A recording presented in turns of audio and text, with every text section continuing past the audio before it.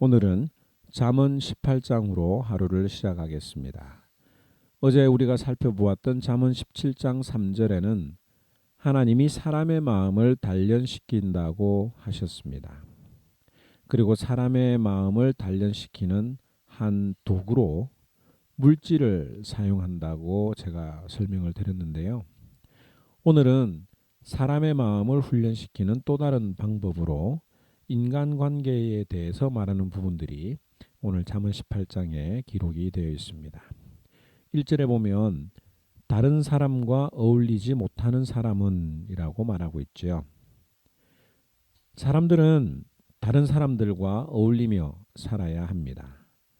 부부가 어울려야 하고 부모와 자녀가 어울려야 하고 주변의 친구들과 더 나아가 교회 공동체에서도 한 구성원으로 다른 성도들과 잘 어울려야 합니다.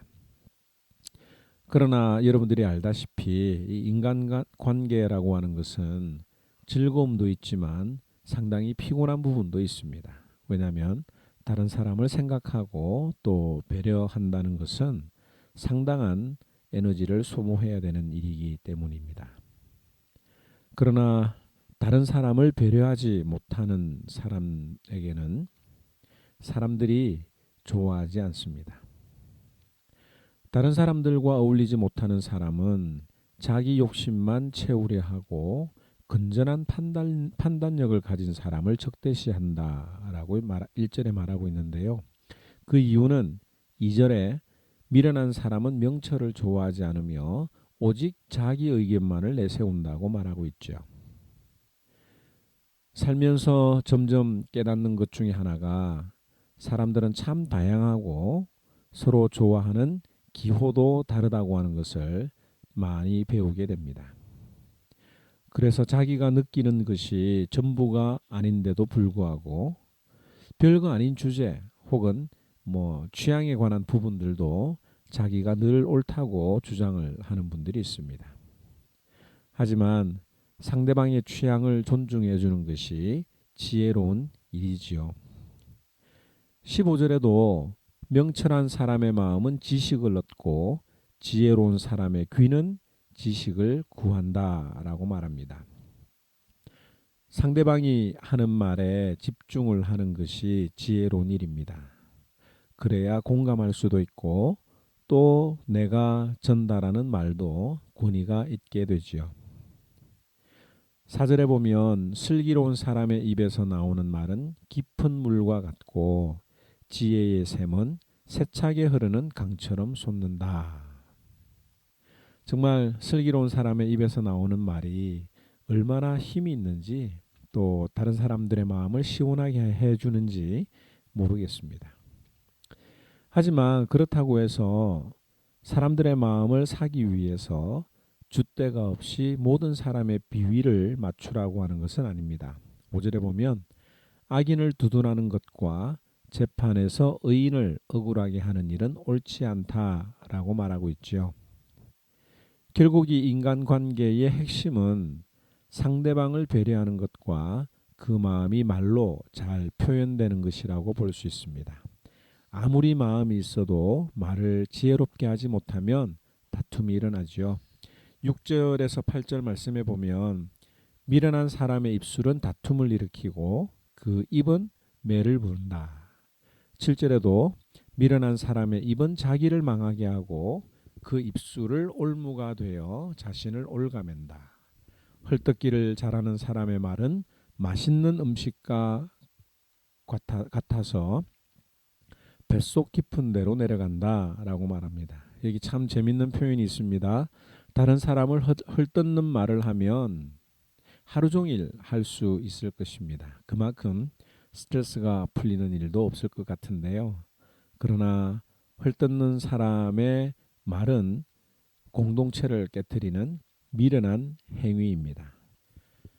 13절에 보면 다 들어보지 않고 대답하는 것은 수모를 받기에 알맞은 어리석은 짓이다라고 하는 표현이 있죠.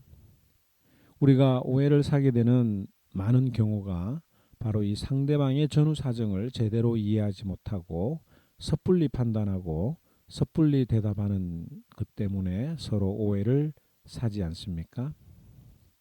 또 20절의 말씀에 보면 사람의 입에서 나오는 말의 열매가 사람의 배를 채워주고 그 입술에서 나오는 말의 결과로 만족하게 된다.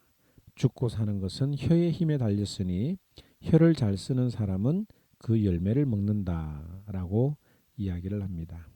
즉, 내 입에서 나오는 말이 다른 사람을 살리기도 하고 죽이기도 한다라고 하는 것을 우리가 명심해야 되겠죠. 뿐만 아니라 다른 사람과의 관계를 잘하기 위해서는 부지런해야 됩니다. 9절에 자기 일을 게을리하는 자는 일을 망치는 자와 형제간이다. 약속 시간도 잘 지키지 않고 또 상대방을 돌아보지 않는 게으른 사람들은 다른 사람들과 좋은 관계를 맺기 힘듭니다. 16절에 보면 선물은 사람이 가는 길을 넓게 열어주고 그를 높은 사람 앞으로 이끌어준다. 아무리 상대방을 배려하고 또 생각하고 해도 부지런하지 않으면 이 선물을 챙겨주기가 쉽지도 않죠. 선물이 뇌물이 되어서는 곤란하지만 그래도 마음을 잘 전달할 수 있는 방법 중에 하나가 선물이기도 합니다. 오늘 이 말씀을 통해서 우리가 생각해 볼 문제가 있는데요. 인간관계를 잘 하려면 마음이 진실해야 되고 부지런하고 지혜로워야 된다고 하는 말입니다. 그런데 오늘 22절 말씀이 눈에 띕니다. 22절 말씀에 아내를 혹은 남편을 맞이한 사람은 복을 찾은 사람이요 주님으로부터 은총을 받은 사람이다. 저는 이 말씀을 묵상하면서 왜 이 말씀이 여기에 있을까라고 하는 생각을 해보게 됩니다. 그러면서 최고의 인간관계는 바로 부부이어야 함을 말하는 것이 아닐까라고 하는 그런 깨달음을 받게 됩니다.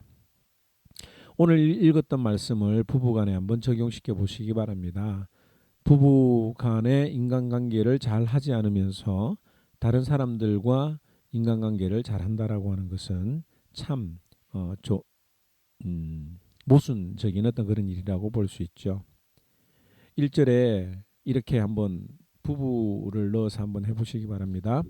1절에 배우자와 어울리지 못하는 사람은 자기 욕심만 채우려 하고, 자주 듣는 소리죠. 우리 남편은 참 이기적이야, 이런 이야기를 참 많이 합니다.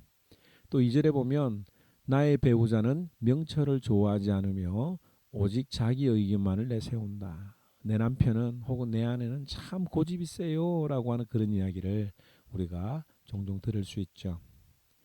부부간의 관계가 회복되지 않으면서 다른 사람들과 잘 지낸다면 얼마나 가증스러울까요? 다른 사람에게 따뜻한 말하기 전에 아내와 남편에게 먼저 그렇게 하는 것이 참 좋겠습니다. 21절 말씀 다시 한 번 더 기억하면서 죽고 사는 것이 혀의 힘에 달렸으니 내 아내가 살고 죽는 것은, 내 남편이 살고 죽는 것은 내 혀에 달려 있다라고 하는 것 명심하고 오늘 하루 또 믿음으로 승리하는 우리 하모니언들이 되기를 주님의 이름으로 축원합니다. 제18장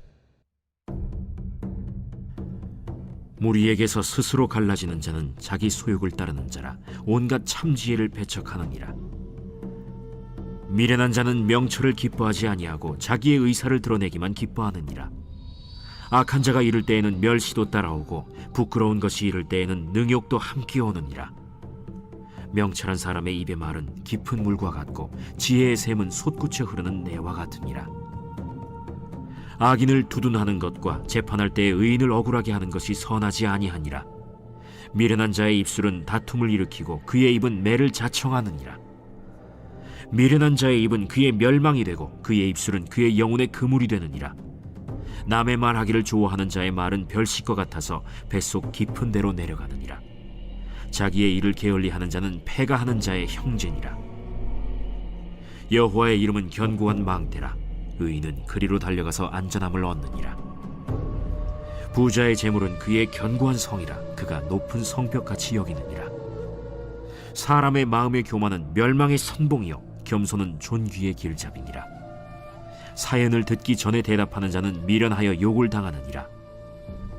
사람의 심령은 그의 병을 능히 이기려니와 심령이 상하면 그것을 누가 일으키겠느냐.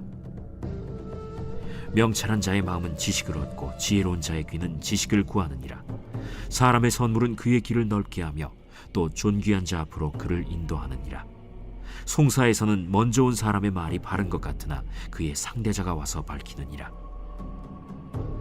제비 뽑는 것은 다툼을 그치게 하여 강한 자 사이에 해결하게 하느니라. 노엽게 한 형제와 화목하기가 견고한 성을 취하기보다 어려운즉 이러한 다툼은 산성 문빗장 같으니라.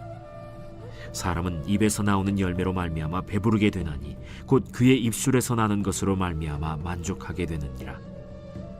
죽고 사는 것이 혀의 힘에 달렸나니 혀를 쓰기 좋아하는 자는 혀의 열매를 먹으리라. 아내를 얻는 자는 복을 얻고 여호와께 은총을 받는 자니라. 가난한 자는 간절한 말로 구하여도 부자는 엄한 말로 대답하느니라. 많은 친구를 얻는 자는 해를 당하게 되거니와 어떤 친구는 형제보다 친밀하니라.